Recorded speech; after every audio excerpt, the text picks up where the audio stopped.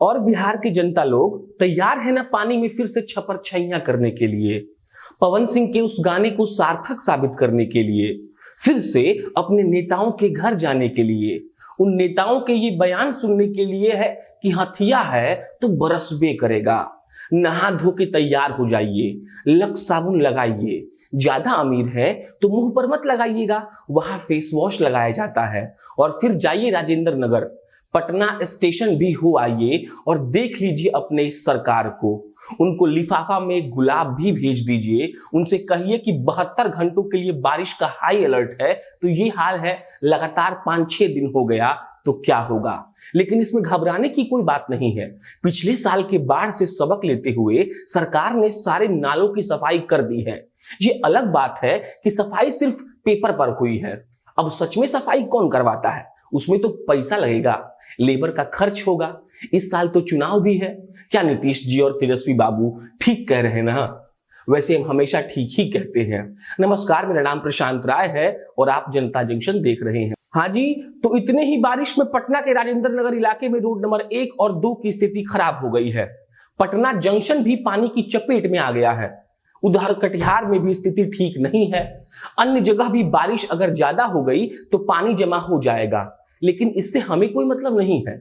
मतलब हमें बाढ़ से है। एक मिनट, कहीं आप ये तो नहीं समझ गए कि बाढ़ से हम लोग डरते हैं? ना ना, नेताजी लोग को बाढ़ से फायदा आता है।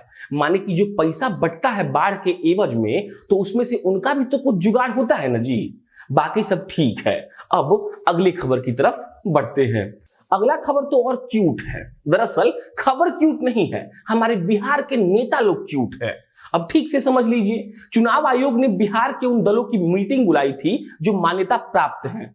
इस मीटिंग में राजद, भाजपा, जदयू, लोजपा, रालोसपा के प्रतिनिधि पहुंचे थे और उनकी तरफ से एक सलाह दिया गया है।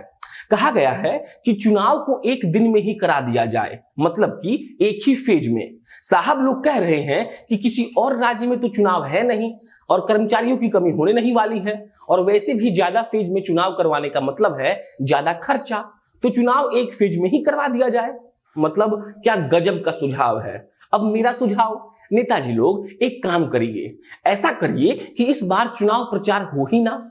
इस बार लोग अपने मन से, उनके हिसाब से अगर काम हुआ है तभी वोट दे, जिसे उनको मन करे उसे वो चुन ले। आप बताने मत जाइए कि आपको लोग क्यों चुने। बताइए कैसा लगा मेरा सुझाव? बुरा लगा? कोई बात नहीं, लगनी चाहिए। इसके अलावा राजद वाले इस बात से परेशान है कि भाजपा वाले वर्चुअल रैली कर रहे हैं। दिक्कत इस बात की है कि भाजपा के पास बढ़िया आईटी सेल है, राजद के पास नहीं है। उनकी तरफ से कहा जा रहा है कि वर्चुअल रैली करने की इजाजत नहीं दी जाए। भाजपा वालों के लिए भी अब मेरा एक सुझाव है, एक आध आईटी सेल के कर्मचारी राजद को दे दीजिए, ताकि चुनाव अगर डिजिटल हो तो कम से कम मजेदार भी हो। झांसा में तो आप दोनों को ही रखना है लोगों को, पर कंपटीशन आखिर बढ़िया होना चाहिए ना। नेताजी लोग ये भी कह रहे हैं कि उन्हें जमीन पर जाने की इजाजत दी जाए, वो सोशल डिस्टेंसिंग का पालन करेंगे और मास्क भी लगाएंगे। क्या नेताजी, सोशल डिस्टेंसिंग का पालन करके प्रचार कैसे होगा? प्रचार तो होता है रैली निकालने से, बड़े बुजुर्ग के पैर छूने से, एक दिन के लिए ही सही। अब चुनाव के वक्त भी अगर आप पैर ना छुए तो कैसे वोट मिलेगा? काम के नाम पर वोट लेना होता तो रैली क्यों करते? ज्यादा हो रहा है क्या? ठीक है, अब अगले खबर की ओर बढ़ते हैं। पता तो होगा ही आपको कि चुनाव आ रहा है, लेकिन हमारे यहाँ मतलब बिहार में इस बात से भी पता चलता है कि चुनाव आ रहा है क्योंकि अखबारों में सरकारी नौकरियों का विज्ञापन निकलना शुरू हो जाता है। जो भर्तियां पिछले 4 साल में नहीं होती है, वो चुनावी साल में जरूर होती है।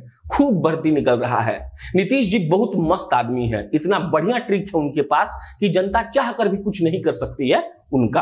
एक तो वो अकेले डॉन है बिहार के, दूसरा कि चुनाव से एन पहले बहाली निकालते हैं, वोट लेते हैं और फिर से कुर्सी उनका।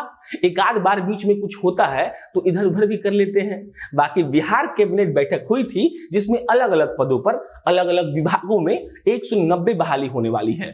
इसके अलावा स्टेट हेल्थ सोसाइटी ने बिहार में 1000 से ज्यादा पदों पर बहाली निकाली है। मामला यही नहीं रुका है, बिहार पुलिस के 454 पदों पर बहाली हो रही है। शिक्षकों का जो डीएलडी वाला मसला था वो भी सुलझा दिया गया है। मिला जुलाकर अब आपको सम्मान मिलेगा। 4 महीना है आपके पास, चुनाव से पहले जितना मांग करना है कर लीजिए, जितना धरना देना है दे दीजिए, क्योंकि चुनाव के 4.5 साल बाद तक आपको कुछ नहीं मिलने वाला है, आपका कुछ भी नहीं होने वाला है। आप पानी में छप छप कूदे या बाढ़ में डूबे, आपका कुछ नहीं होगा। आपके शहर में लोगों को सरेआम गोली मार दी जाएगी, सरकार किसी की भी होगी, बदलाव नहीं होगा भी कैसे? आपने तो वोट जाति के नाम पर दिया था, ठीक बोले ना सर? ना ये गलत नहीं है, ऐसे ही वोट दिया जाता है। तो अब अंत में कैसा लगा कटाक्ष बताइएगा कमेंट बॉक्स में। YouTube पर सब्सक्राइबर बढ़ना रुका हुआ है, ये गलत बात है सर। हम इतना रिस्क लेकर बोल रहे हैं तो आपको भी समर्थन करना चाहिए कि नहीं? बताइए, करना चाहिए कि नहीं? और अगर करना चाहिए तो लाइक करिए, सब्सक्राइब करिए। अगले वीडियो में मिलेंगे। बहुत बहुत धन्यवाद।